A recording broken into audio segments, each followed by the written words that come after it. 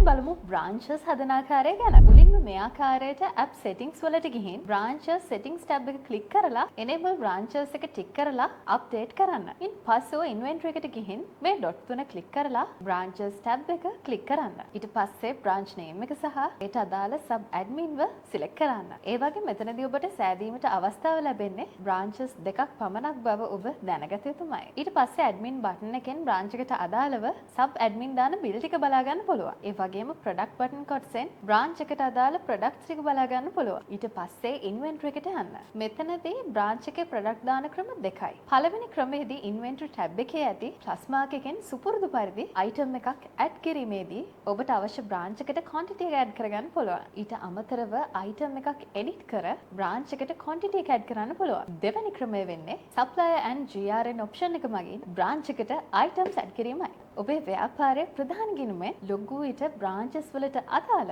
බිල්පත් shop tab එකේදී මෙලෙස බලා ගන්න පුළුවන්. ඊළඟට අපි බලමු මේ app එකේ offline version එක ගැන. ප්‍රධානවම offline version එක enable වෙන ක්‍රම දෙකයි. gold package එකේ ඉන්නවා නම් data off කරපු ගමන් offline version එක enable වෙනවා. එතකොට අද දින සිට මාසයක් පසුවට තිබෙන invoice ටික විතරක් ඔබට බලා ගන්න පුළුවන්. ඒ වගේම customer details ටිකත් ඔබට බලා ගන්න පුළුවන්.